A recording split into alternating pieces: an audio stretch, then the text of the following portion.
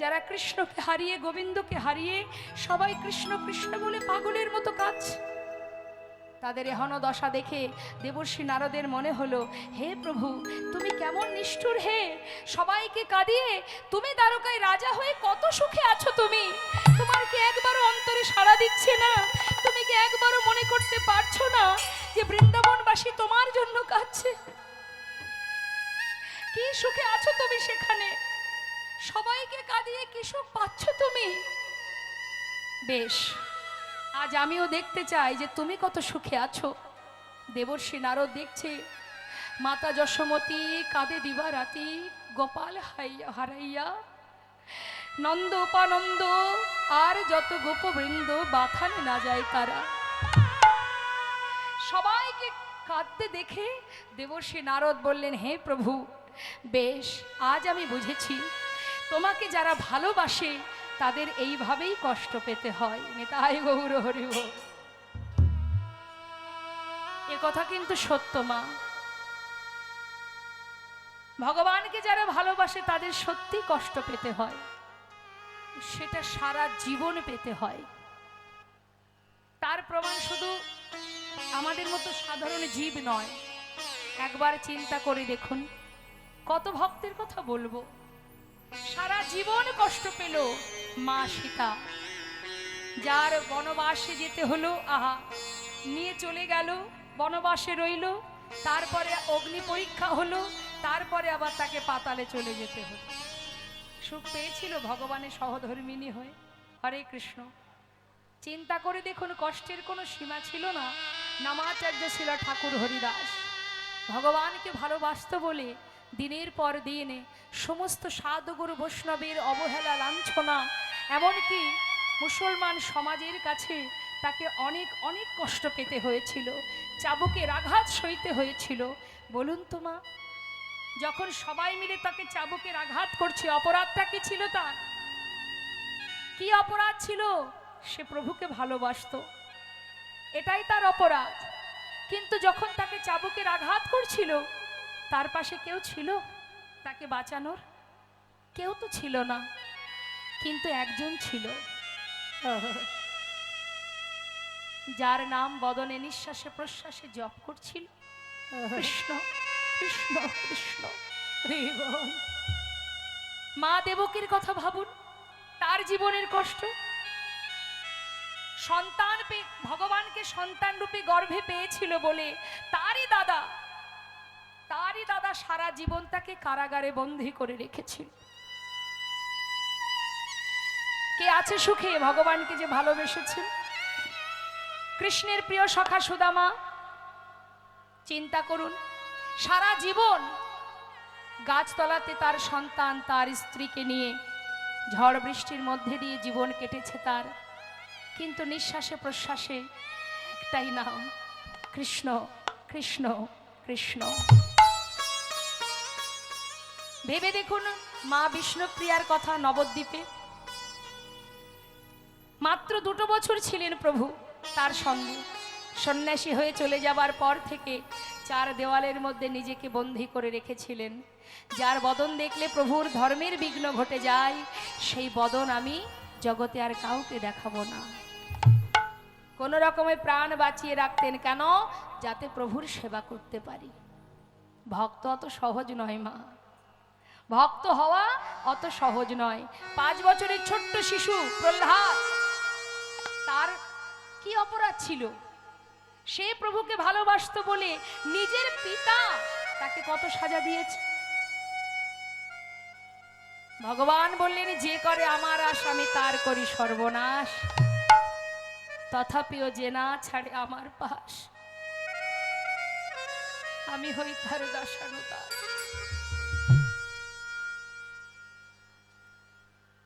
অত সহজ নয়। জীবনে যত কষ্টই পাই না কেন, যত দুঃখই পাই না কেন, প্রভু তুমি ছাড়া আমার আর কেউ নাই। একবার চিন্তা করে দেখুন মাতা দ্রৌপদীর কথা। সভাতে তো কত মানুষ ছিল, আমরা কখনো কখনো বলি না যে আমার কেউ নেই। আচ্ছা বলুন তো, দ্রৌপদীর সবাই যখন বস্ত্র হরণ হয়, সেখানে তো অনেকেই ছিল, কে তাকে রক্ষা করেছিল?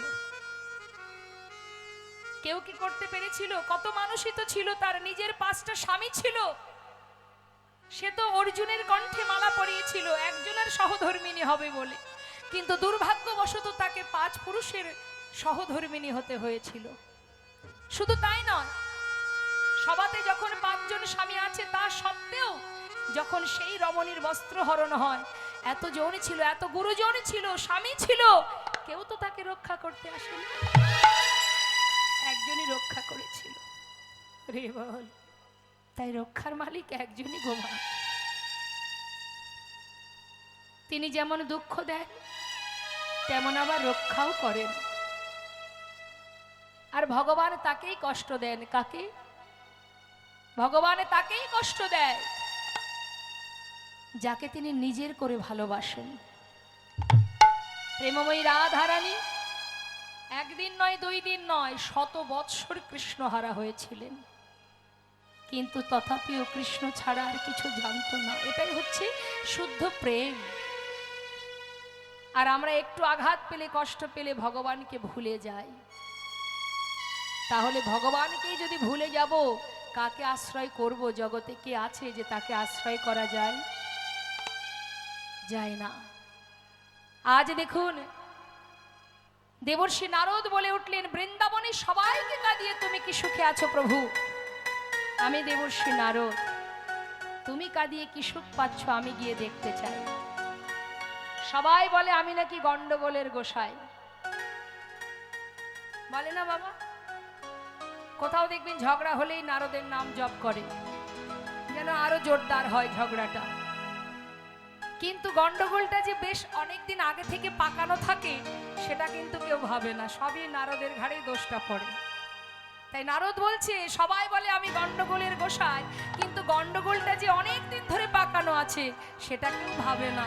হে প্রভু, তুমি গন্ডগোল পাকিয়ে রেখেছো, আর এবার আমি নারদ, আমি দেখতে চাই যে তুমি কত সুখে আছো, আমি না দেখে যাচ্ছি না। তাই দেবর্ষি নারদ নিজের বীণাকে বলছে, বীণা, এতদিন যার নাম করেছিস ভুলে যা ওই নাম, ওই নাম আর করতে হবে না, আজ থেকে রাধা নাম জপ কর। নিতাই গৌর হরি বল হরি। তাই বীণাকে বলছে, রে বীণা, বল বল যন্ত্র রাধা নামে মন্ত্র, বল বল যন্ত্র রাধা নামে মন্ত্র, বল বল যন্ত্র রাধা নামে মন্ত্র, বল বল যন্ত্র রাধা নামে মন্ত্র, যাগ যজ্ঞ ব্রত পূজা কিছু নাহি আর, বল বল যন্ত্র রাধা নামে মন্ত্র, যাগ যজ্ঞ ব্রত পূজা কিছু নাহি আর, আর বল বল বীণে রাধা নামে বীণে, বল বল বীণে রাধা নাম বীণে, বল বল বীণে রাধা নামে বীণে, এ ত্রিভুবনে কিছু নাহি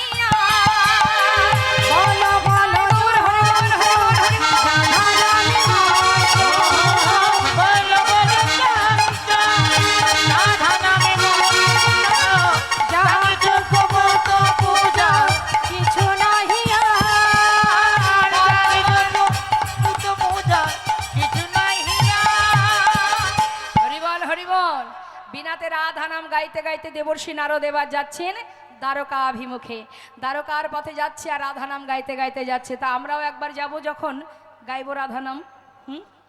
আমরা তো যাচ্ছি লীলা শুনতে শুনতে, তাহলে সবাই মিলে আমরাও একবার রাধা নাম গাইবো। চলুন, হাত তুলুন সবাই।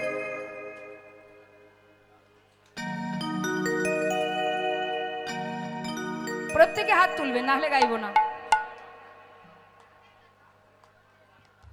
ভগবানের সেবার জন্য যদি হাত থেকে থাকে একবার তুলুন। হাত তো সেটাই যেটা গোবিন্দ সেবায় লাগে। হ্যাঁ, হরিবল হরিবল হরিবল। রাধে রাধে রাধে রাধে রাধে রাধে বল বল বল বল রাধে রাধে রাধে রাধে রাধে রাধে বল বলো রাধে রাধে রাধে রাধে রাধে রাধে বল রাধে রাধে রাধে রাধে রাধে রাধে বল। প্রত্যেকে হাতে তালি দেবেন, আপনাদের তালে তালেই আমি গাইবো। তবে যেমন খুশি তেমন এক একজন এক এক সময় তাল দিলে হবে না, তালে তালে, ঠিক আছে? এক তালে তুলুন। রাধে রাধে রাধে রাধে রাধে রাধে বল রাধে রাধে রাধে রাধে রাধে রাধে বল বলো রাধে রাধে রাধে রাধে রাধে রাধে বল রাধে রাধে রাধে রাধে রাধে রাধে এ রাধে রাধে রাধে রাধে রাধে রাধে বল রাধে রাধে রাধে রাধে রাধে রাধে বল বলো রাধে রাধে বলো রাধে রাধে রাধে রাধে রাধে রাধে বল রাধে রাধে রাধে রাধে রাধে রাধে বল রাধে রাধে রাধে রাধে রাধে রাধে বল রাধে রাধে রাধে রাধে রাধে রাধে বল রাধে রাধে রাধে রাধে রাধে রাধে বল রাধে রাধে রাধে রাধে রাধে বল হে রাধে রাধে রাধে রাধে রাধে রাধে বল রাধে রাধে রাধে রাধে রাধে রাধে বলো আহা বৃন্দাবন কি রাধে রাধে সবাই হাত তুলুন। বৃন্দাবন কি বলুন, জোরে জোরে বলবেন রাধে রাধে, খুব জোরে বলবেন, যতটা কণ্ঠে সুর আছে। এখানে কিন্তু রাধারানী আছেন, কণ্ঠে যতটা জোর আছে সেই জোরে রাধা নাম করবেন। তুলুন হাত। বৃন্দাবন কি, যमुना माई की, राधा कुंड की, श्याम कुंड की, कैलाशवन की, मधुबन की, राधे राधे मधुबन की, राधे राधे केशी घाट की, राधे राधे वंशी घाट की, राधे राधे मोहनवन की, राधे राधे माधवी वन की, लोहवन की, तम्रवन की, राधे राधे कमल वन की, राधे राधे भंडी वन की, राधे राधे निधुवन की, आगे पीछे दाहिने बाएं, बोल बोल में ऊपर नीचे बोलो राधे राधे राधे राधे राधे राधे बोल राधे राधे राधे राधे राधे राधे ओ राधे राधे राधे राधे राधे राधे बोल राधे राधे राधे राधे राधे राधे बोल राधे राधे राधे राधे राधे राधे बोल राधे राधे राधे राधे राधे राधे बोल बोलो राधे राधे राधे राधे राधे राधे बोल राधे राधे राधे राधे राधे राधे बोल राधे राधे राधे राधे राधे राधे बोल राधे राधे राधे राधे राधे राधे बोल राधा रानी की এমন রাধা নাম শুনলে বলুন মা কে বা ঘরে থাকতে পারে। মহারাজ রাধা নাম শ্রবণ করে সিংহাসন পরিত্যাগ করে গোবিন্দ ছুটতে ছুটতে পথে এসে দাঁড়ালেন। চোখের জলে বুক ভাসিয়ে কাঁদে আর বলে ওরে কে শোনালো রে এই রাধা নাম কে শোনালো রে राधा नाम কে শোনালো রে राधा नाम केशनालो रे এই রাধা নাম কে শোনালো রে রাধা নাম কে শোনালো রে রাধা না কে শোনালো রে রাধা না কে শোনালো রে ও যার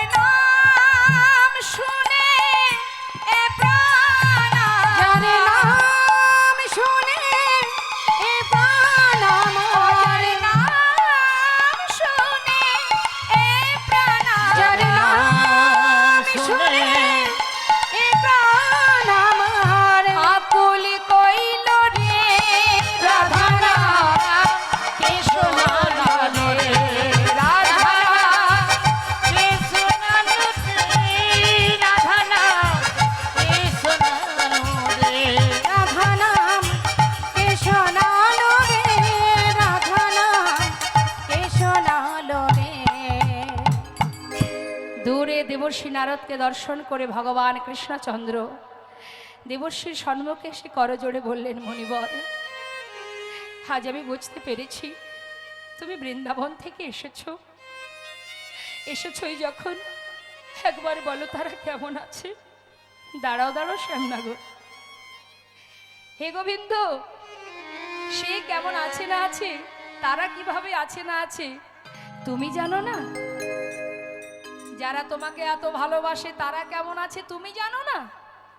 আমি তো এলাম তোমাকে দেখতে, তুমি কেমন আছো। ভিতর ঘরে সসম্মানে নিয়ে গেলেন, বসতে দিলেন, মুখের দিকে চেয়ে আছে। ভগবান বললেন, দেবর্ষি বলো না, কি তাকিয়ে দেখছো আমার দিকে তাকিয়ে, কি ভাবছো তুমি? মহারাজ, শুধু এটাই চিন্তা করছি, জীবনে আর কত অপরাধ কুড়াবে, আর কত পাপ বহন করবে, কি হবে তোমার উপায়? প্রভু বলছে, কেন দেবর্ষি, আমি তো কিছুই বুঝতে পারছি না তোমার কথা।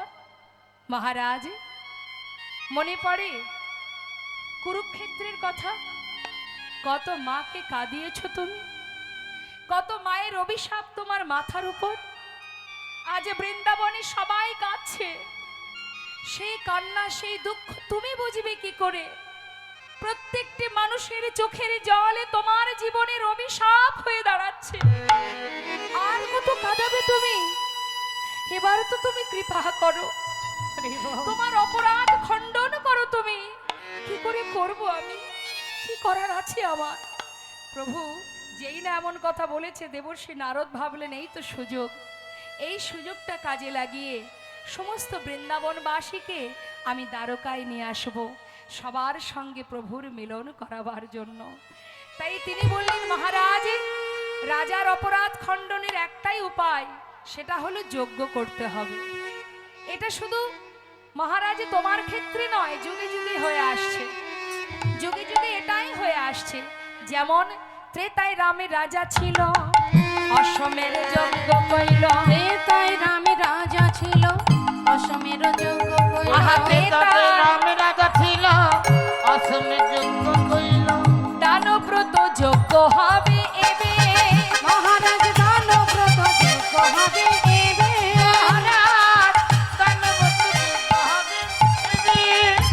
মহারাজ, ত্রেতায় রাম রাজা ছিল, অশ্বমের যজ্ঞ করেছিল। আর এই দাপর যুগে তুমি যজ্ঞ করবে, যে যজ্ঞের নাম হবে দানব্রত যজ্ঞ, দান ধ্যান করা যজ্ঞ। দান করলে অপরাধ খণ্ডন হয়ে যায়।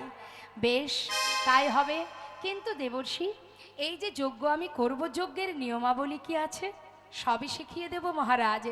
শুনে নাও, এই দানব্রত যজ্ঞে যে যা চাইবে, যে জনা যা চাইবে, হাসি মুখে দিতে হবে। যে জন যা চাইবে, হাসি মুখে দিতে হবে। দান করিবে হাসি মুখে, মহারাজ দান করিবে হাসি মুখে।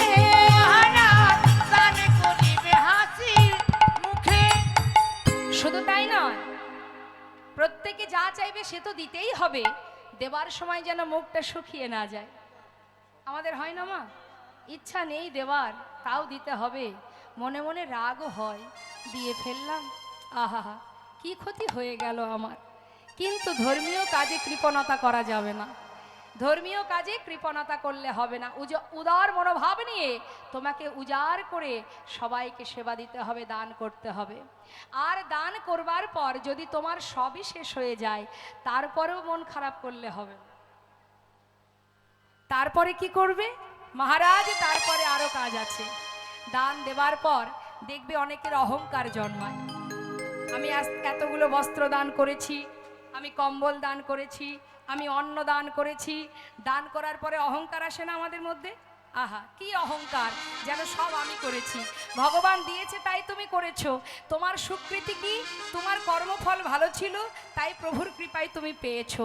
কিন্তু তুমি যদি মনে করে থাকো সব কিছুর মালিক আমি, তাহলেই মুশকিল। তাহলেই মুশকিল যে সব আমি করেছি। অনেকে বলে না, এটা আমি করেছি, না করলে কোথায় পেতে, এ বাড়ি আমি করেছি, এ এই গাড়ি আমারই কেনা, আমিই করেছি, এত ধন সম্পদ বিষয় প্রতিপত্তি সবই আমি করেছি, ঘোড়ার ডিম করেছি, কিছুই আমরা করিনি। কর্ম ভালো ছিল তাই প্রভুর কৃপায় পেয়েছি। আবার যেদিন আমাদের ভিতরে অহংকার জন্মাবে, তিনি যেমন দিতে জানেন আবার নিতেও জানেন, নিতেও জানেন, কিভাবে নেবে কে বা জানে।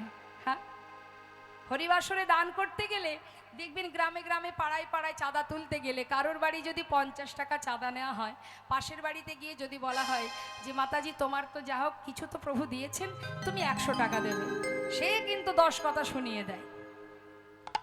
তুমি আমার বাড়ি রেখেছো, আমার এই দেখেছো ওই দেখেছো বলে ভাবছো আমি ধনী, তার বাড়ি 50 টাকা, আমার বাড়ি 100 টাকা কেন নেবে, 10 কথা শুনিয়ে ছাড়বে। কিন্তু তুমি যেদিক থেকেই দেবে না কেন, এদিকে যদি না দাও তোমাকে আর দিক থেকে দিতে হবে, দিতেই হবে তোমাকে, যেমন করেই হোক দিতে হবে। তুমি মনে করছো আমি তাকে দিলাম না, ভগবানের সেবায় দিলাম না, কিন্তু তোমার ওই লক্ষ্মী কি ঘরে থাকবে? মনে হয় থাকবে না। লাগাতে যদি হয়, কর্ম যদি করতে হয়, সঠিক কর্ম করো, সঠিক পাত্রে দান করো, কিন্তু আমরা তো সেটা করি না।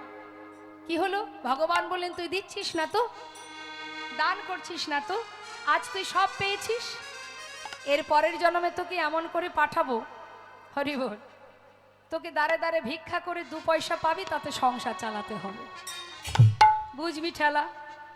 আর তুই এখন দিবি না, ভগবানের সেবায় দিবি না, এমন একটা পোকা ফল তোকে দেব, সারা জীবনে ডাক্তার হসপিটাল করতে করতে তোর সব শেষ হয়ে যাবে।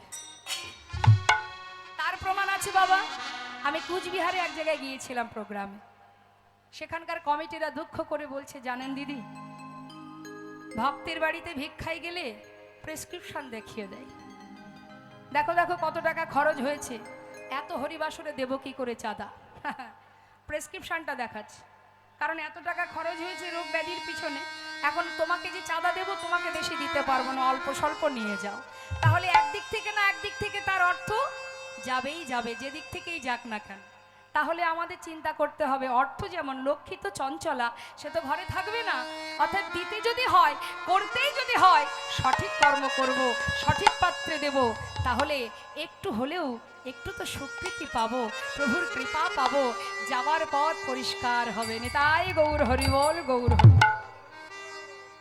তাই বলছি মহারাজ, দান করে যদি অহংকার এসে যায়, তার জন্য আরেকটা লাইন আছে, কি সেটা হচ্ছে প্রভু এই যে তুমি দান করলে, দান করার পরে তোমার সব শেষ হয়ে গেল, কিছুই আর রইল না, তারপরে আরেকটা কাজ, সেটা কি সব শেষে দান দিয়া ভিক্ষার ঝুলি কাঁধে লইয়া, ভিক্ষার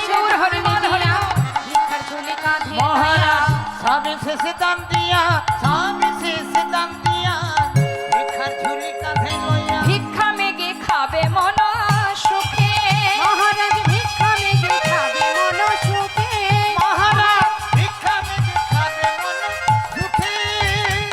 দান ব্রতের এই তো রীতি, দান ব্রতের এই তো রীতি, দান ব্রতের এই তো রীতি, দান ব্রতের এই তো রীতি, শোনো শোনো হে রাজন, দান ব্রতের এই তো রীতি, শোনো শোনো হে রাজন, দান ব্রতের এই তো রীতি, তোমার দানের অহংকার দূরে যাবে, দানের অহংকার দূরে যাবে, দানের অহংকার দূরে যাবে, দানের অহংকার দূরে যাবে, দান ব্রতের এই তো রীতি, দানের অহংকার দূরে যাবে, দান ব্রতের এই তো রীতি, বলি শোনো শোনো হে রাজন, দান ব্রতের এই তো রীতি, হরি বল, হরি বল, হে রাজন, দান ব্রতের এই তো রীতি, দান ব্রতের এই তো রীতি, হে রাজন, দানের অহংকার দূরে যাবে, ভিক্ষা মেগে খাবে মন সুখী, মহারাজ ভিক্ষা মেগে খাবে মন সুখে, মহারাজ ভিক্ষা মেগে খাবে মন সুখী। নারদের কথা শুনি কহে দেবে চিন্তামণি, নারদের কথা শুনি কহে দেবে চিন্তামণি, নিমন্ত্রণের ভারে কে বা লবে, নিমন্ত্রণের ভার কে বা লবে,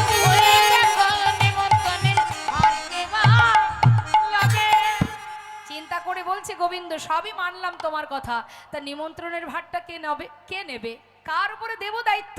তখন মহাজন পদাবলীর শেষে বলে উঠলেন, তাহা শুনি মোহনে কয় চিন্তা কেন দয়াময়, তাহা শুনি মোহন কয় চিন্তা কেন দয়াময়, তাহা শুনি মোহন কয় চিন্তা কেন দয়াময়, তাহা শুনি মোহন কয় চিন্তা কেন দয়াময়, দেবর শিরে ভারে দাও এবে, ওই দেবর্ষিরে ভার দাও এবে মহারাজ দেবর্ষির ভার দাও এবে। নিমন্ত্রণের ভারটা দেবর্ষির হাতেই দিয়ে দাও, কারণ সে সারা দিন প্রতিদিন ওই স্বর্গমর্ত পাতাল ঘুরে ঘুরে ঘুরে ঘুরে বেড়ায়।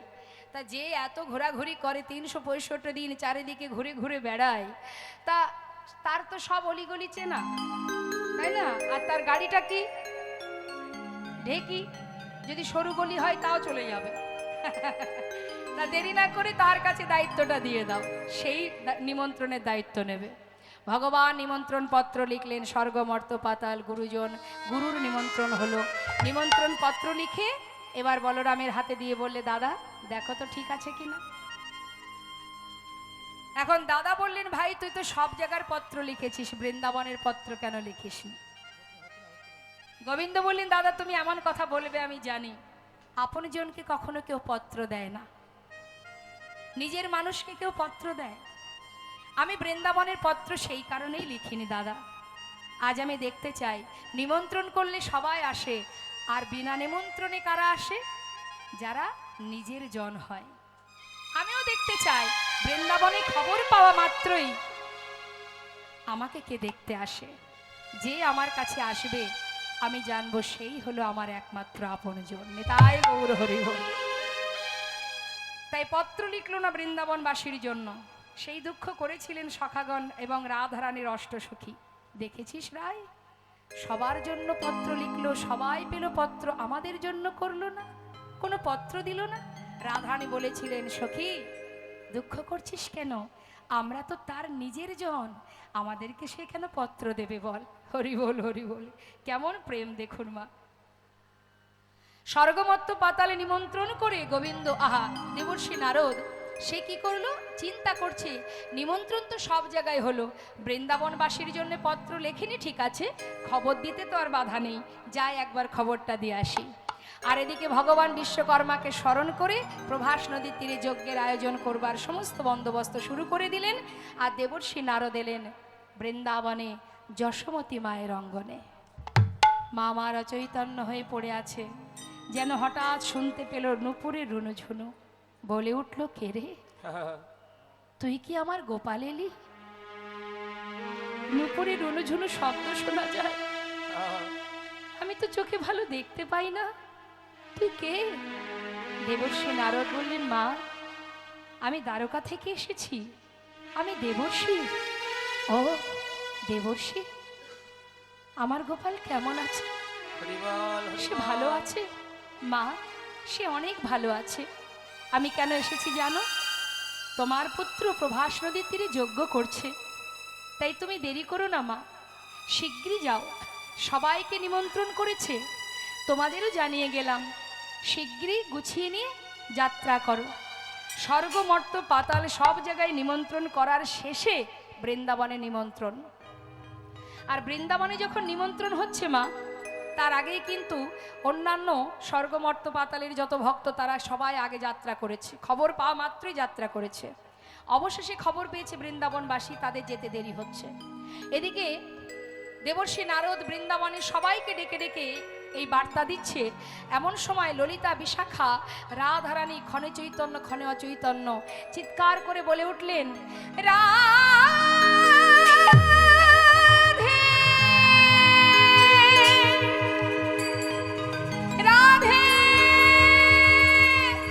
রাধে রাধে, ওঠ রাই ওঠ, শিগগিরই ওঠ, ওই দেখ দেবর্ষি এসেছে, দ্বারকা থেকে এসেছে, চল যাই, তোর বধূ কেমন আছে একবার শুনে আসি, চল ওঠ, শিগগিরই ওঠ। রাধারানীকে ধরে নিয়ে দেবর্ষি নারদের কাছে।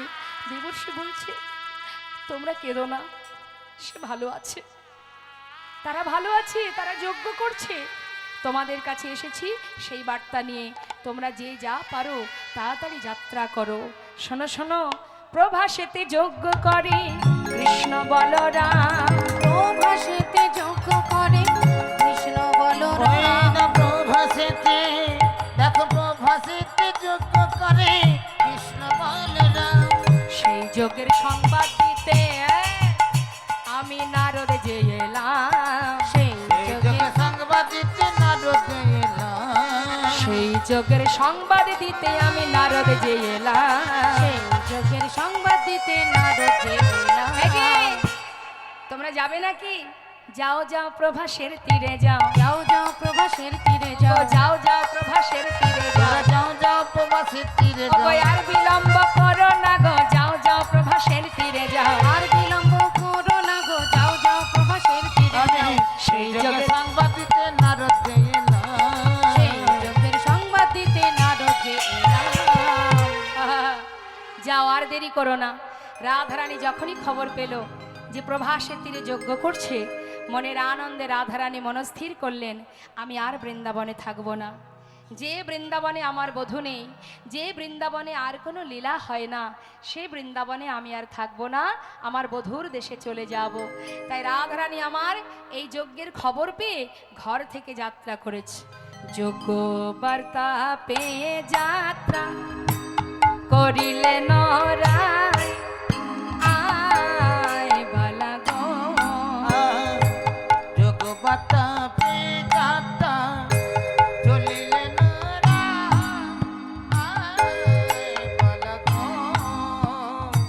সখীগণ সঙ্গে চলে সহিত বড়া, সখীগণ সঙ্গে চলে সহিত বরা।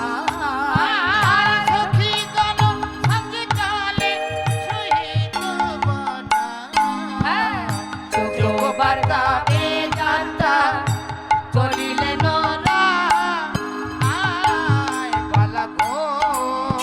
যোগ্য বার্তা পেয়ে এবার রাধারানী যাত্রা করলেন।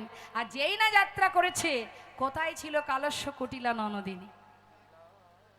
কুটিলা ননদিনী, আচ্ছা মায়েরাই বলুন, এমন ননদিনী কুটিলা কি শুধু বৃন্দাবনেই আছে?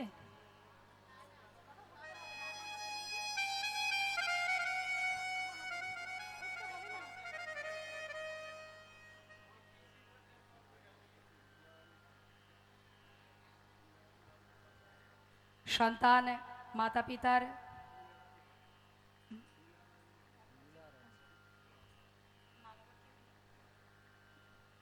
মিনা রানী মান্না আর স্বর্গীয় পাঁচকড়ি মান্না, স্বর্গীয়া মিনা রানী মান্না এবং স্বর্গীয় পাঁচকড়ি মান্না মাতা পিতা তাদের সুসন্তান মা বাবার মঙ্গল কামনার্থে হরিবাসরে 100 টাকা দান করেছেন। নিতাই গৌর হরি হরি হরি বল। নিতাই গৌর হরি। জয় রাধে। আচ্ছা, আমি বুঝতে পারছি আপনারা ভালোবেসে হরিবাসরে দান করতে আসছেন, কিন্তু যেহেতু লীলা চলছে, জয় রাধে রাধে। আস্তে বাবা আস্তে। হ্যাঁ, আর এক বাবা, তিনিও 500 টাকা দান করেছেন। ঠিক আছে। আপনারা যদি দিতে চান, আমি লীলার শেষে সবাই আসবেন, আমি অবশ্যই সবার কাছ থেকে দক্ষিণা নেব। কিন্তু এখন যশোদা টেলিকম কামারকুণ্ডু। আচ্ছা আচ্ছা, তো আস্তে আস্তে, হ্যাঁ হ্যাঁ বলছি, এখন আপনারা আসবেন না, লীলার শেষে আসবেন। লীলা চলছে তো, হ্যাঁ, এই ভাবটা প্রেমটা নষ্ট হয়ে যাবে। যা রাধে রাধের সামনে তাই গৌর হয়। তাই এবার কি হলো মা? কুটিলা ননদিনী তিনি এসে দাঁড়ালেন রাধারানীর সামনে। এই বউ, তখন কুটিলা কহে কুটিলে রাখালেতে মনুষ্য পিলে।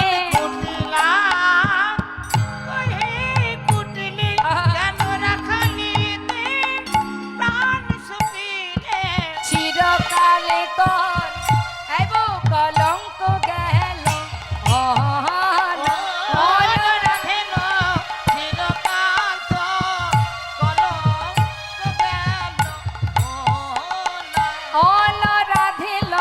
চিরকাল তোর, অল রাধিল চিরকাল তোর, অল রাধিল চিরকাল তোর, অল রাধিল চিরকাল তোর, কলঙ্ক গেল। কি বললেন কথাটা? ছি ছি ছি ছি ছি বউ, ওই কেলে ছোড়ার কাছে মন সপিলি? হ্যাঁ, কলঙ্ক গেল না তোর এ জীবনে? কলঙ্কিনী অসতী দ্বিচারিণী, এত এই অসময়ে মাথায় ডালা সাজিয়ে শোকে বেষ্টিত হয়ে যাচ্ছিস কোথায়? নিশ্চয়ই কেলে ছোড়াকে দেখতে যাচ্ছিস।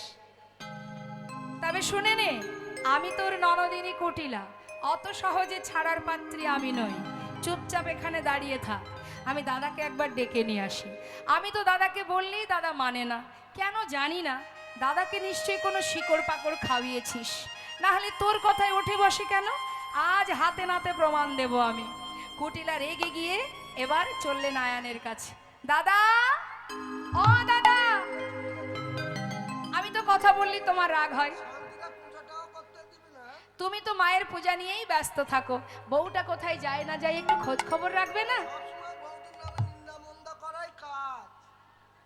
হয়েছে তো, কিভাবে যে বশ করেছে। হ্যাঁ, বউ যা বলে তাতেই খুশি। শোনো দাদা, আজকে সামনাসামনি প্রমাণ দেব বলেই তোমাকে নিতে এলাম। তাহলে এতদিনের দোষটা, আমার প্রতি যে দোষটা তুমি বারবার বলো, সেটা আর থাকবে না। আমি আজকে তোমাকে সাক্ষাৎ দর্শন করাবো। তোমার বউ কাউকে কিছু না বলে মাথায় ডালা সাজিয়ে পথের ধারে দাঁড়িয়ে আছে। শিগগিরই আমার সঙ্গে চলো।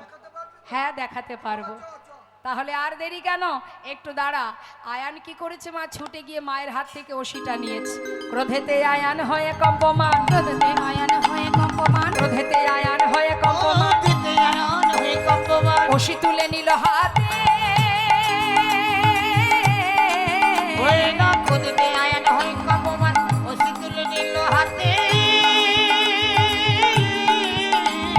কাঁপিতে কাঁপিতে দাঁড়ালো আসিয়া কুটিলার সম্মুখেতে, কাঁপিতে কাঁপিতে দাঁড়ালো আসিয়া কুটিলার সম্মুখে। এই দেখ ওষি নিয়ে এসেছি, এই দেখ ওষি নিয়ে এসেছি, এই দেখ ওষি নিয়ে এসেছি, এই দেখ ওষি নিয়ে এসেছি। ফুলের কাঁটা দূর করিতে এই দেখ ওষি নিয়ে এসেছি, ফুলের কাঁটা দূর করিতে এই দেখ ওষি নিয়ে এসেছি। কাঁপিতে কাঁপিতে দাঁড়াইয়া কুটিলার সম্মুখেতে, কাঁপিতে কাঁপিতে দাঁড়ালো আসিয়া কুটিলার সম্মুখে। ক্রোধেতে আয়ান হয়ে কম্পমান, কাঁপতে কাঁপতে মায়ের হাত থেকে ওষিটা নিয়েছে। কুলের কাঁটা আজ আমি দূর করবই। তাড়াতাড়ি করে ওষি নিয়ে রাধার কুটিলার হাত ধরে চললেন রাধানের কাছে। রাধানের কাছে এসে যেই না দাঁড়িয়েছে, দেখছে সত্যি রাধানি পসরা মাথায় নিয়ে দাঁড়িয়ে আছে। এসে জিজ্ঞাসা করলেন আয়ান, ছি ছি ছি ছি ছি, হ্যাঁ রে বউ, এই বউ, আমাকে ছেড়ে যাচ্ছিস কোথায়? বল, কোথায় চলেছিস? ছি ছি ছি ছি, হ্যাঁ রে, সব কুলে কালি দিয়ে ঘরের লক্ষ্মী পরপুরুষের কাছে যাওয়া। নিজ পতি তেজি পরপতি ভোজি, নিজ পতি তেজি পরপতি ভোজি, নিজ পতি তেজি পরপতি ভোজি, মজিলি রাখাল সহানে এ নিজ পতি তেজি পরপতি ভোজি, মজলি রাখাল সনে। পাপের ভান্ডার পুড়ে গেছে তো, আর তোকে বাঁচিয়ে রাখবো না। হলো পুণ্যকাল ঘুচাবো জঞ্জাল, এই ছিল তোর কপালে। হলো পুণ্যকাল ঘুচাবো জঞ্জাল, এই ছিল তোর কপালে। হলো পুণ্যকাল ঘুচাবো জঞ্জাল, এই ছিল তোর কপালে। রাধে তোর প্রাণ নাশিব, রাধে তোর প্রাণ নাশিব, ফুলের কাঁটা দূর করিব। রাধে তোর প্রাণ নাশিব, হলো পুণ্যকাল ঘুচাবো জঞ্জাল, এই ছিল তোর কপালে। পাপের ভান্ডার পুড়ে গেছে, পরিপূর্ণ হয়ে গেছে, তাই জঞ্জাল ঘোচাবার জন্য, কুলের কাঁটা দূর করবার জন্য আমি ওষি নিয়ে এসেছি। তোকে আর আমি বাঁচাবো না। মায়ের চরণে বলি দিয়ে তারপরে ঘরে ফিরবো। আয়ান যেই না আঘাত করতে যাবে রাধানীকে, রাধানীর প্রাণ নেবে, এখন সঙ্গে সঙ্গে রাধানী মনে মনে ভাবলেন, উপযুক্ত সময় হয়েছে আয়ানকে পুরবের কথা স্মরণ করানোর। তাই রাধানী দেরি না করে যোগমায়া পূর্ণমাসী মা যোগমায়াকে স্মরণ করলেন। মা যোগমায়া রাধারানীর অঙ্গে ধারণ করে কালী মূর্তি হয়ে দাঁড়ালেন রাধারানী। আহা, নবকদম্বিনী যিনি রসের পরিপাটি, নবকদম্বিনী যিনি রসের পরিপাটি, নীল শাড়ি খসাইয়া পরায় অরুন্ধতী, নীল শাড়ি খসাইয়া পরায় অরুন্ধতী, কালী মূর্তি হয়ে রায় দাঁড়াইল, কালী মূর্তি হয়ে রায় দাঁড়াইল, কালী মূর্তি হয়ে রায় দাঁড়াইল। যেই না কালী হয়ে দাঁড়িয়েছে রাধারানী। আয়ান সঙ্গে সঙ্গে তিনি তো মাকে ভালোবাসে, কালী মূর্তি দর্শন করে ছুটে গিয়ে রাধারানীর চরণ ধরিল। ছুটে গিয়ে রাধারানীর চরণ ধরিল। তখন ছুটে গিয়ে রাধারানীর চরণে পড়িল। ক্ষমা কর রায়, ক্ষমা করো রায়, ক্ষমা কর একবার রায়, ক্ষমা করো রায়। ওই চরণের অপরাধী ক্ষমা কর রায়। ওই চরণের অপরাধী ক্ষমা করো রায়। ছুটে গিয়ে রাধারানীর চরণ ধরিল। ছুটে গিয়ে রাধারানীর চরণে ধরিল। রাধারানী বললেন, চিন্তা করে দেখ একবার, তুই কে ছিলি আর আমি কে ছিলাম? মনে পড়ে সেই পুরাবের কথা? তুই ছিলি সুতাপারিষী, সাধনা করেছিলি ভগবান বিষ্ণুর কাছে, তোমার বামে যে লক্ষ্মী তাকে আমার পত্নী রূপে আমি লাভ করতে চাই। জগতে এত কিছু থাকতে তুই সাধনা করেছিস বিষ্ণুর বামে লক্ষ্মীকে পত্নী রূপে পাওয়ার আশা। কঠিন সাধনা করলি তুই। প্রভু গিয়ে বলল, দেখো সুতাপা, তুমি আমাকে লক্ষ্মী ছাড়া করো না, এই বর বাদ দিয়ে তুমি অন্য কোনো বর চাও, আমি তোমাকে এই বর দিতে পারবো না। তখন তুই সেই কথা শুনে এক পায়ে দাঁড়িয়ে কঠিন তপস্যা করেছিলি। ভগবান আবার তোর কাছে গিয়ে বলেছিল, ওরে সুতাপা, তোর কি মত বদলেছে? অন্য কোনো বর? না প্রভু, আমার একটাই চাওয়া, তোমার বামে যে লক্ষ্মী তাকে আমি আমার পত্নী রূপে পেতে চাই। বাঞ্ছা কল্পতরু ভগবান যতবার বলে দিতে পারবো না, ততবার ভক্ত বলে ওঠে, তাহলে তুমি কিসের বাঞ্ছা কল্পতরু? ভক্তের বাঞ্ছা পূর্ণ করতে পারো না? আহা, কেমন ভক্ত দেখুন মা। চলে যাও তুমি, চাই না তোমার বর। ভগবান বললেন, বেশ, মনোবাঞ্ছা পূর্ণ হবে। তখন স্বয়ং লক্ষ্মী বলেছিল, রে সুতাপা, এত কিছু থাকতে তুই যখন আমাকেই তোর ঘরণী করে পেতে চাস, আমি অবশ্যই তোর ঘরের ঘরণী হব, কিন্তু তুই হবি নপুংস। নিতাই গৌর হরি বল। সেই থেকে কিন্তু মাতৃজ্ঞানে ভালোবাসতেন আয়ান। তাই আজ যেই এই কথা বলেছে মা, আয়ানের পুরাবের কথা মনে পড়ে গেল। আয়ানের হলো চৈতন্য, বলে শ্রীমতী তুমি ধন্য, ভ্রান্তে চিনতে না পেরে বলেছি কত কুবচন। ভাবতে চিনতে না পেরে বলেছি কুবচন। আমি ভ্রান্তে চিনতে পারিনি। হ্যাঁ, তুমি আমায় ক্ষমা করে দাও। শুধু তোমার কাছে একটি বাসনা রাই, যেদিন আমার অন্তিম সময় আসবে সেই দিন যেন তোমাদের যুগল একবার দর্শন পাই। জটিলা কুটিলা বলে উঠলেন, এতদিন তোকে ঘরে বেঁধে রেখেছিলাম শুধু যুগল দর্শন পাওয়ার আশায়। ওরে বউ, আমাদের মনে একটা বাসনা, এ জীবনে যখন ঘরে বেঁধে রেখেও যুগল দেখা হলো না, মৃত্যুকালে যেন একবার তোদের যুগল দেখতে পাইনি। তাই গৌর হরিবল হরিবল। সবাইকে আশীর্বাদ করে রাধারানী সখী বেষ্টিত হয়ে চলে গেলেন দ্বারকায়। বৃন্দাবনবাসী যখন প্রবেশ করলো দ্বারকায়, তখন দ্বারকার 4টে দ্বারই বন্ধ হয়ে গেছে। প্রথম দ্বারে মা যশোমতী, দ্বিতীয় দ্বারে নন্দ উপনন্দ ব্রজবাসীগণ, তৃতীয় দ্বারে সখাগণ, চতুর্থ দ্বারে রাধারানী অষ্টসখীগণ। 4 দ্বারে দাঁড়িয়ে আছে, লেখা আছে প্রবেশ নিষেধ। সখীগণ রাধারানীকে নিয়ে দাঁড়ালেন। যেই না দাঁড়িয়েছে, দাড়িকে বলছে, এই দাড়ি পথ ছেড়ে দিয়ে ভিতরে যাব। দাড়ি বললেন, যাওয়া হবে না, এই বেশে যেতে পারবে না। তোমরা রমণীগণ শুদ্ধ বসন পরে স্নান করে শুদ্ধ বসন পরে এসো, তারপরে তোমাদেরকে যেতে দেব। সখীরা বলে উঠলেন, শোন শোন, তুই আমাদেরকে স্নান করতে বলছিস? কোথায় স্নান করতে যাব? গঙ্গায়। শুনে নে, যে গঙ্গাতে স্নান করতে যেতে বলছিস, সেই গঙ্গার সৃষ্টি কোথায় জানিস? তোদের যে মহারাজ, সেই মহারাজের চরণ তলে। তাই বলি, শুনে রাখ। হ্যাঁ রে, এই দাঁড়ি। সখীরা বলে উঠলেন, শোন শোন, যেতে বলিস গঙ্গা স্নানে, শুনে হাসি পায়। ওরে যার চরণে গঙ্গার উদ্ভব, সে ধরে রাধার পায়, সে ধরে রাধার পায়। ছিছি বলতে লজ্জা হয়, ছিছি বলতে লজ্জা হয়, ছিছি বলতে লজ্জা হয়, বলতে লজ্জা হয়। ওরে যার চরণে গঙ্গার উদ্ভব, সে ধরে রাধার পায়। যার চরণে গঙ্গার উদ্ভব, সে ধরে রাধার পায়। ছিছি বলতে লজ্জা হয়। কি হয়েছে মা? বৃষ্টি পড়ছে?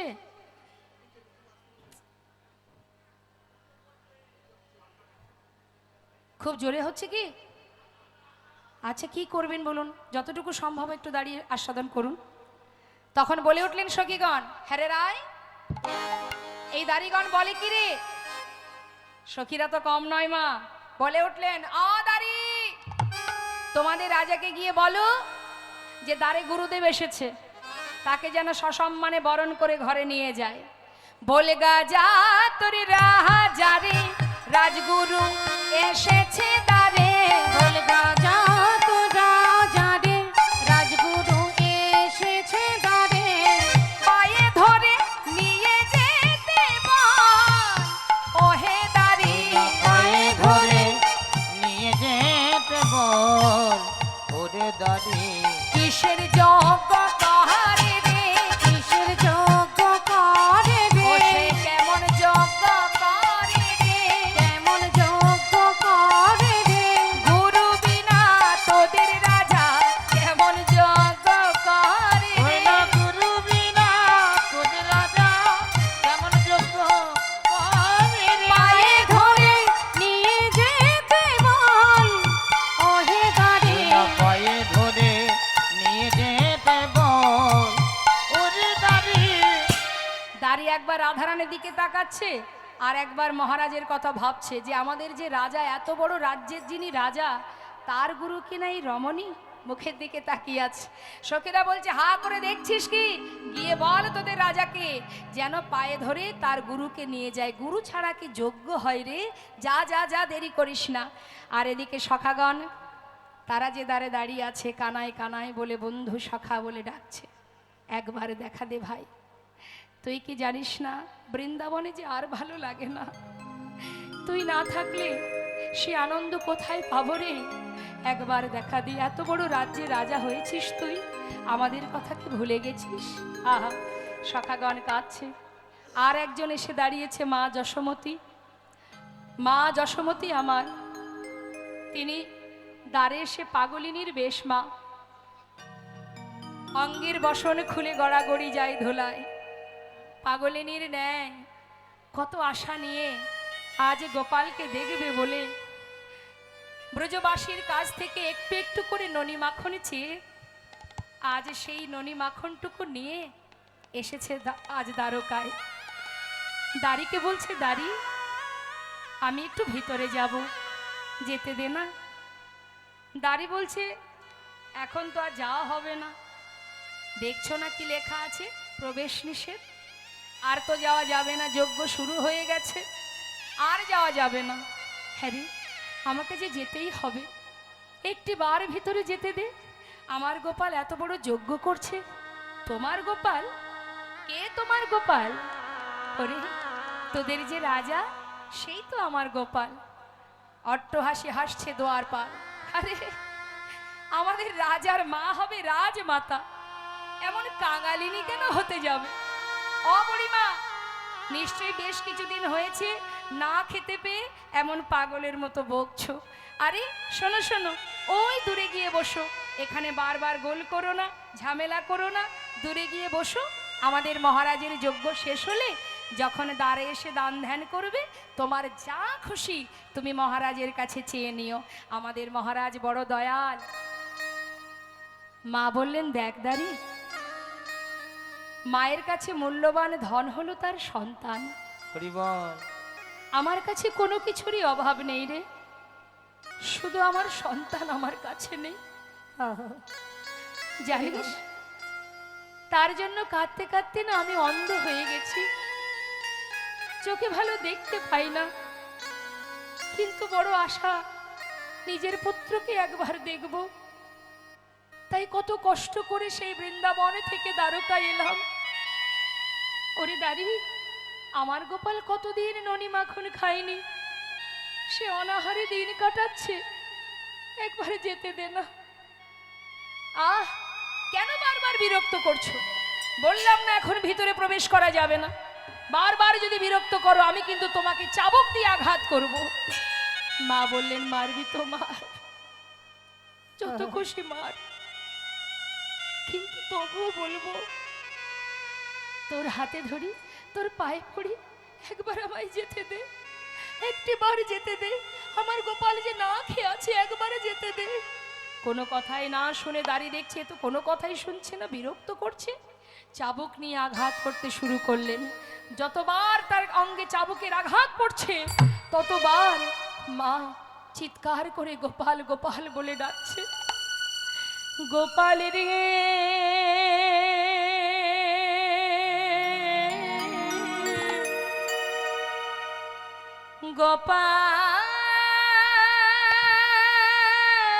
গোপাল রে,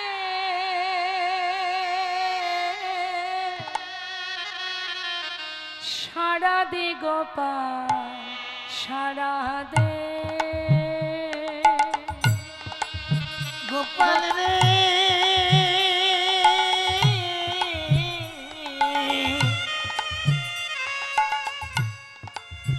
একবার সারা দে গোপাল সারা দে, গোপাল রে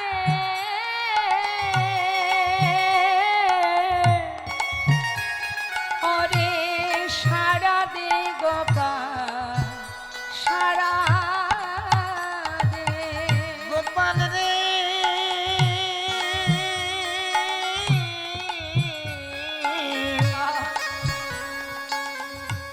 সারা দে গোপাল সারা দে, অভাগিনী মা তো অভাগিনী মা তোর, অভাগিনী মা তো ফুকারে কাঁদে রে, একবার সারা দে গোপাল সারা দে, গোপাল গোপাল রে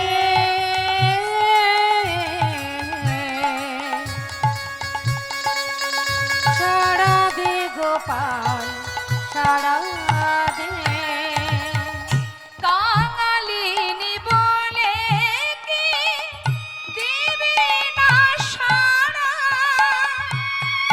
নয়নের মনিরে তুই নয়ন হারা, ওই কাঙালিনী বলে কি তুই দিবি না সারা, নয়নে মনি রে তুই নয়ন তারা, দেখিতে কি পাইব, দেখিতে কি পাইবাল, সেই নয়নে রে, সারা দে গোপাল সারা দে, গোপাল রে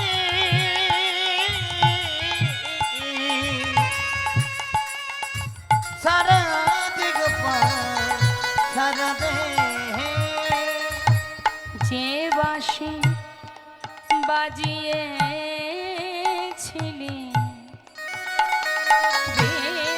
বৃন্দাবনে, সে বাঁশি বাজা আবার সবারই কানে, যে বাঁশি বাজিয়েছিলে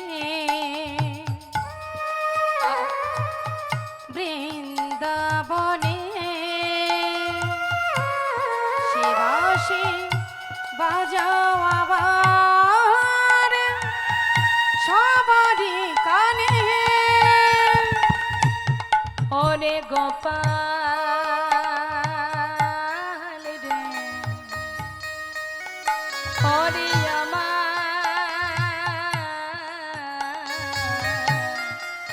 নয়ন মনি, একবার সাড়া দে, ওরে গোপাল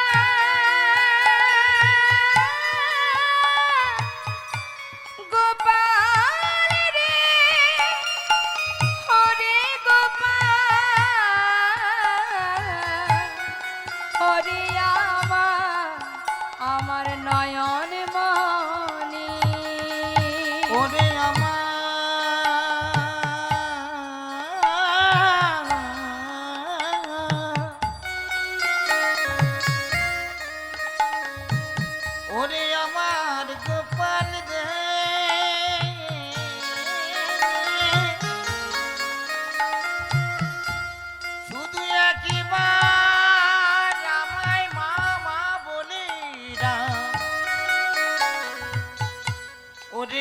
আমার নয়ন মনি নয়ন তারা ওরে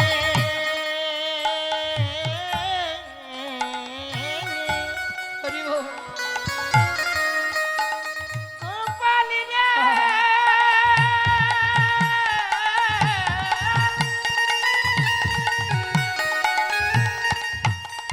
ওরে আমার নয়ন মনি নয়ন তারা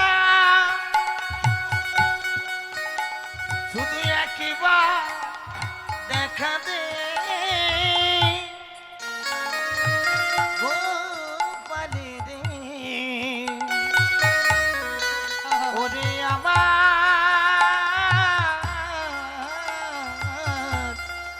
গোপাল গোপাল ওরে গোপাল যে বাঁশি বাজিয়েছিলে বৃন্দাবনে সে বাঁশি বাজাও আবার সবারই কানে ওরে তোর বিরহেতে কাঁদে অলিকো, শ্রীদাম সুদাম কেঁদে হয়েছে ব্যাকুল। ওরে তোর বিরহেতে কাঁদে অলিকুল শ্রীদাম সুদাম কেঁদে হইয়া বেকুল ওরে তোর বিরহেতে কাঁদে অলিকো, শ্রীদাম সুদাম কেঁদে হয়েছে ব্যাকুল। সোনার ব্রজ সোনার ব্রজ আজ সোনার ব্রজ আধার হলো সারাগালে গোপাল নিতাই গৌর হরি বল, হরি বল। গোপাল রে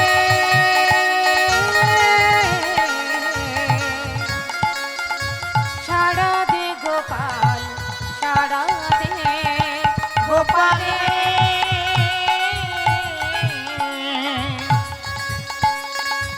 সারা দে গোপাল সারা দে সারা দে গোপাল সারা দে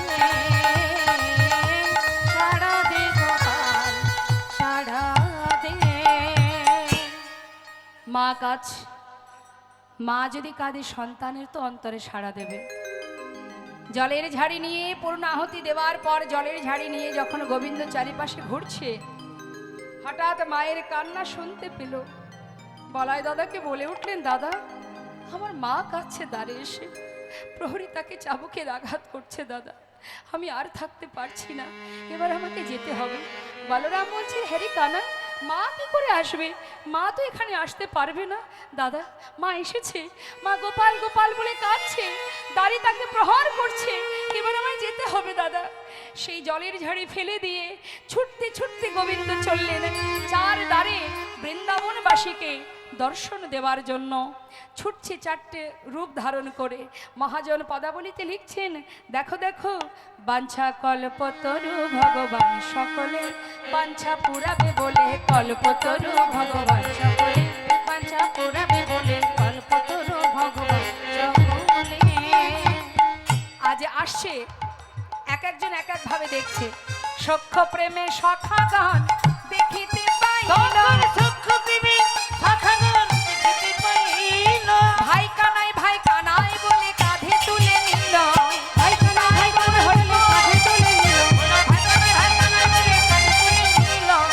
ভাই কানাই বলে কাঁধে তুলে বাঞ্ছা নিল। কল্পতরু ভগবান সকলে বাঞ্ছা পুরাবে বলে, কল্পতরু ভগবান সকলে তারপরে কি করলো মা, নন্দ উপানন্দ দেখে দোয়ারে দাঁড়ায়, নন্দ উপানন্দ দেখে দুয়ারে দাঁড়ায়, প্রাণ গোবিন্দ আসে দুটি বাধা মাথায় লয়ে, প্রাণ গোবিন্দ আসে দুটি বাধা মাথায় লয়ে, ওরা প্রাণবিদয় আছে দুটি বাধা মাথা নয়ে, প্রাণ গোবিন্দ আসে দুটি বাধা মাথায় বাঞ্ছা লয়ে। কল্পতরু ভগবান সকলে বাঞ্ছা পুরাবে বলে কল্পতরু ভগবান বলে আর এদিকে মা কি করলেন?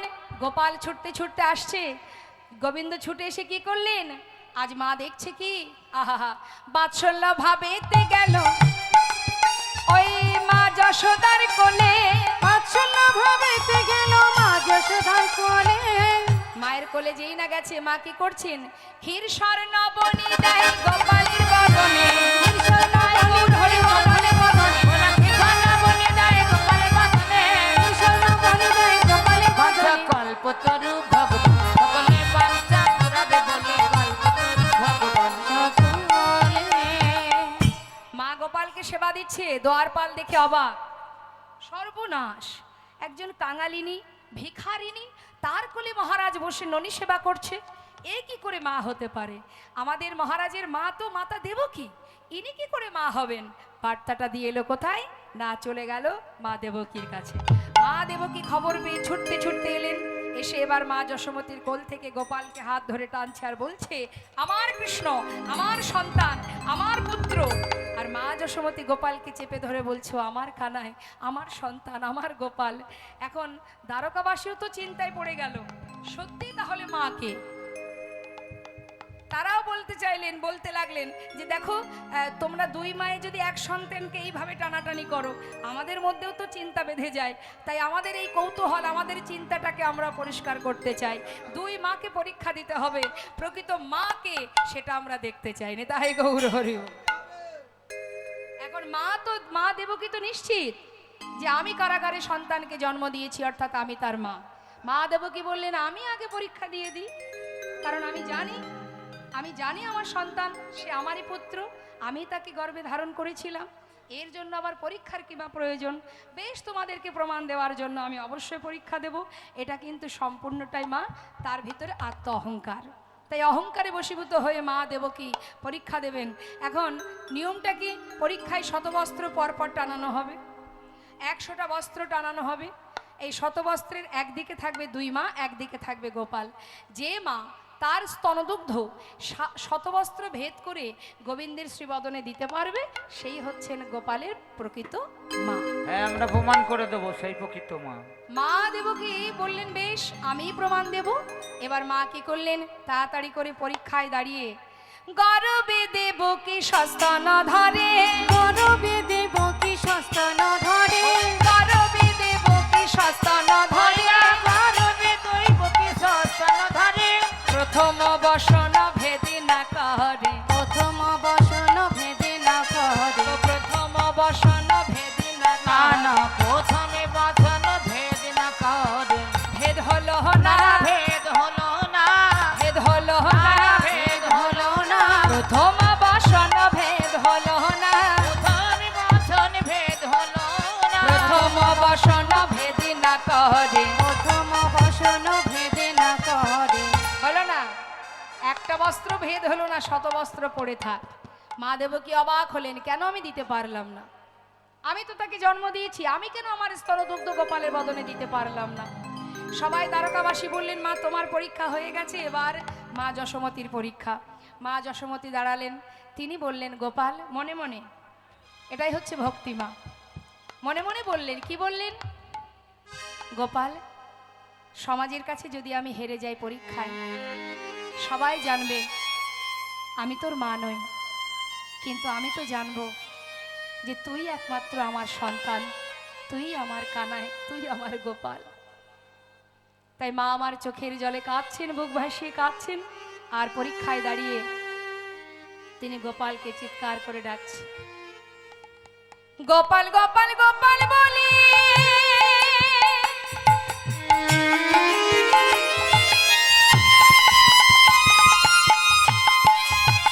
মায়া আমার কাঁদিতে লাগিল,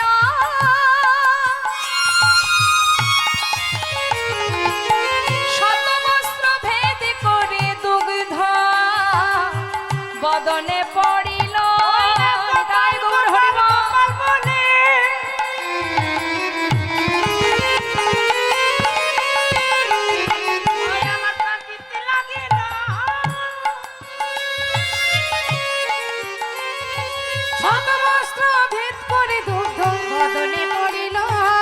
ভাসাইয়ে দিল ভাসায় দিল ভাসাইয়ে দিল ভাসায় দিল গোপালের বদন ভাসাইয়ে দিল গোপালের মদন ভাসায় দিল যজ্ঞকুণ্ড ভাসাইয়ে দিল কুণ্ড ভাসায় দিল নয়ন নীরে দুগ্ধ ক্ষীরে গোপালের বদন ভাসাইয়ে দিল নয়ন নীরে দুগ্ধ ক্ষীরে গোপালের মদন ভাসায় দিল শতবস্ত্র ভেদ করে দুগ্ধ বদনে পড়িল শতবস্ত্র ভেদ করে দুগ্ধ মদনে পড়িল।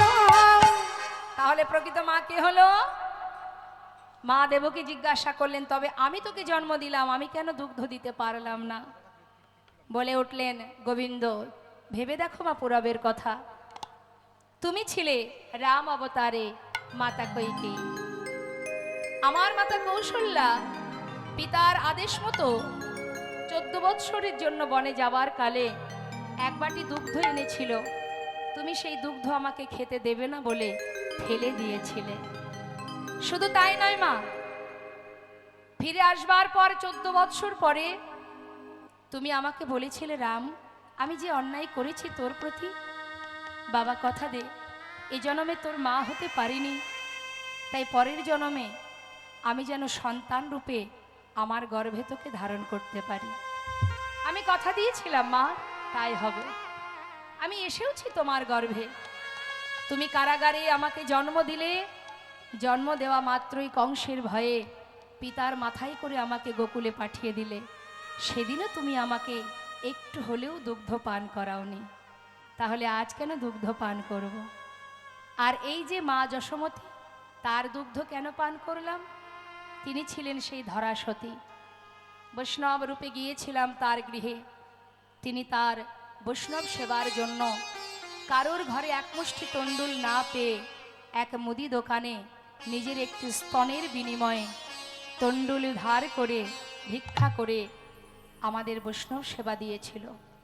সেই দিনে আমি কথা দিয়েছিলাম, যে স্তনের বিনিময়ে আজ বৈষ্ণব সেবা দিলে পরের জন্মে সন্তান হয়ে সেই স্তনদুগ্ধ আমি পান করব না। তাই বল হরি বল হরি বল। প্রকৃত প্রমাণিত হলেন মা যশোমতী, তিনিই হলেন গোপালের মা। এদিকে হলো কি মা, আরো এক দ্বারে দাঁড়িয়ে আছে অষ্টসখী রাধারানী। হঠাৎ করে সখীগণ কি দেখলেন? দেখতে পাচ্ছি মধুর রসে সখীগণ দেখিতে পাইল, মধুর রসে সখীগণ দেখিতে পাইল, মধুর রসে সখীগণ দেখিতে পাইল। সখীগণ দেখতে পাচ্ছি গোবিন্দ আসছেন। রাধারানী গোবিন্দের বেশ দর্শন করে তাড়াতাড়ি করে কি করলেন? অভিমানী কমলিনী বদন ফেরাইল, অভিমানে কমলিনী বদন ফেরাইল, অভিমানে কমলিনী বদন ফেরাইল, অভিমানে কমলিনী বদন ফেরাইল। বাঞ্ছা কল্পতরু ভগবান সকলে, বাঞ্ছা পুরাবে বলে কল্পতরু ভগবান সকলে। সখীরা বললে, রাধে হঠাৎ করে আবার কি হলো তোর? যার জন্য এত কষ্ট করে আসা সেই তো তোর কাছে এলো, হঠাৎ তুই মুখটা এমন করে আড়াল করে দাঁড়ালি, কি ব্যাপার? তাকে কাছে টেনে নে। রাধারানী বললেন, ওরে সখী রে, আমি তো কোনো রাজাকে ভালোবাসি নাই, ওকে চলে যেতে বল। আমি ভালোবেসেছিলাম এক রাখালকে, আমি কোনো রাজাকে চিনি না। গোবিন্দ বুঝতে পারলেন যে রাধারানী রাজবেশ চান না, তাই নিজের বেশ খুলে এবার পরিধান করলেন রাখালের বেশ। রাখালের বেশ পরিধান করে রাধারানীর অভিমান ভাঙছেন গোবিন্দ আমার।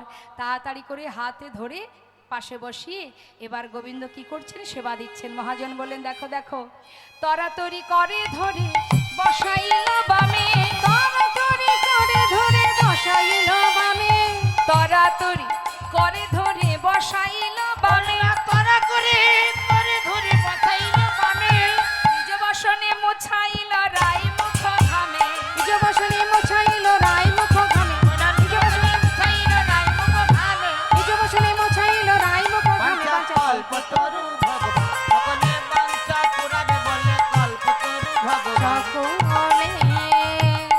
বদনটা ভালো করে নিজের বস্ত্র দিয়ে মুছিয়ে দিলেন। দেবার পর এবার রাধারানীকে কি করলেন?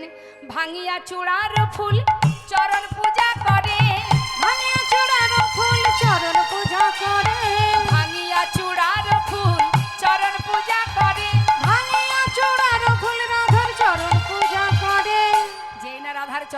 করছে, সখীরা তাই না দেখে মৃদু মৃদু হাসছে। ললিতা মুচুকি হাসে কুন্দলতার আড়ালে, মুচুকি হাসি কুণ্ডলতার আড়ে, ওই না ললিতা মুচুকি হাসে কুণ্ডলতার আড়ে, মুচুকি হাসি কুণ্ডলতার আড়ে। ওই না ললিতা মুচুকি হাসি কুণ্ডলতার আচ্ছা, আড়ে। কল্পতরু ভগবান সকলের বাঞ্ছা পুরাবে বলে, কল্পতরু ভগবান সকলে সকলে বলে হেই মা তা জানি না। হেই মা তা জানি না। আমার সখীরা বলা বলি করছে কি, হেই মা তা জানি না। বলে হেই মা তা জানি না। পুরুষ নারীর চরণ সেবা করে, হেই মা তা জানি না। পুরুষ নারীর চরণ সেবা করে, হেই মা তা জানি না। আনিয়া প্রভাসের জল চরণ ধোয়ালো, আনিয়া প্রভাসের জল চরণ ধোয়াইল। ওই যে ছিল বাবা, যে প্রভাস নদীর জল নিয়ে যেদিন রাধারানী চরণ ধৌত করবে সেদিনই তার অভিশাপ থেকে সে উদ্ধার হবে। তাই কি করলেন, গোবিন্দ যেই না চরণ ধোয়ালেন, মহাজন লীলার পাশে দাঁড়িয়ে বললেন কি, গোবিন্দ দাসে কহে প্রভাস তীর্থ যে হইল, গোবিন্দ গৌর হরিবল হরিবল। তীর্থ যে হইল, ওই না গোবিন্দ দাস কহে প্রভাস তীর্থ যে হইল, গোবিন্দ দাস কহে প্রভাস তীর্থ যে হইল, ওই না গোবিন্দ দাস কহে প্রভাস তীর্থ যে হইল। গোবিন্দ দাস কহে প্রভাস তীর্থ যে হইল। বাঞ্ছা কল্পতরু ভগবান